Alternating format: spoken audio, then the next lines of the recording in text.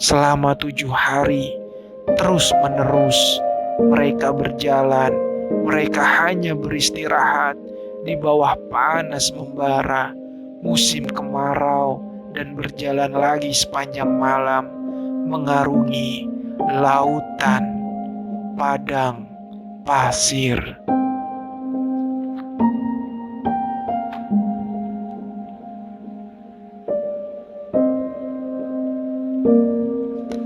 Hanya karena adanya ketenangan hati kepada Allah Subhanahu wa Ta'ala, membuat hati dan perasaan mereka terasa lebih aman.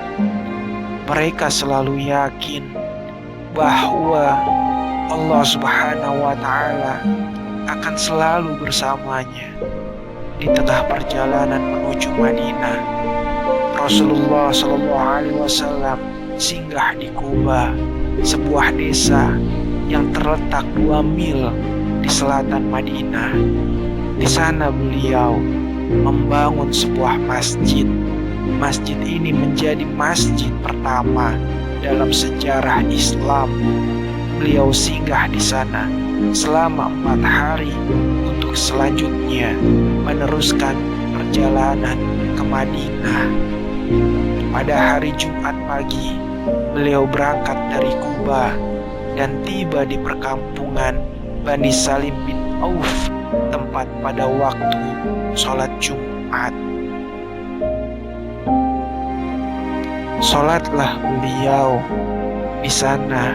Inilah sholat Jumat pertama dalam Islam. Khutbahnya pun merupakan khutbah yang pertama.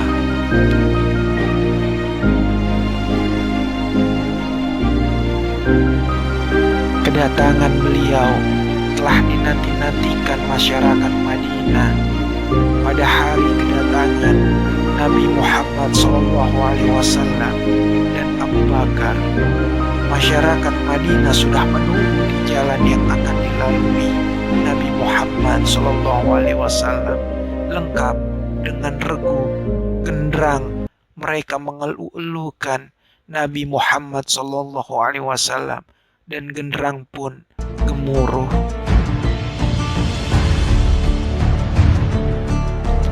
Setelah sampai di Madinah, Nabi Muhammad SAW mulai membuat program kerja dan melaksanakannya, seperti membangun masjid, mempersaudarakan antara muhajirin dan ansor, dan membuat perjanjian dengan penduduk Madinah. Langkah pertama, membangun masjid. Pembangunan masjid segera dimulai dan seluruh umat Islam ikut ambil bagian, sehingga berdiri sebuah masjid berdinding bata, berkayu batang kurma, dan beratap daun kurma.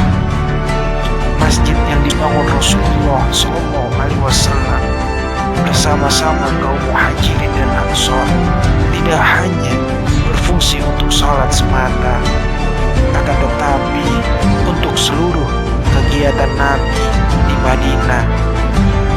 Di antara fungsi masjid pada zaman Nabi adalah sebagai tempat mempersatukan umat, bermusyawarah tentang perkembangan Islam, mengkaji ilmu agama, bahkan sebagai pusat pemerintah setelah Rasulullah dipilih sebagai pemimpin Madinah. Seluruh aktivitas masyarakat Madinah dipusatkan di masjid. Itulah fungsi masjid yang sebenarnya sudah dibangun oleh Rasulullah SAW. Bagaimana dengan masjid sekarang? Apakah hanya dijadikan tempat sholat saja? Kalian harus bisa memfungsikan masjid di tempat tinggal kalian, termasuk masjid sekolah, sebagaimana fungsi masjid pada zaman Nabi Muhammad SAW.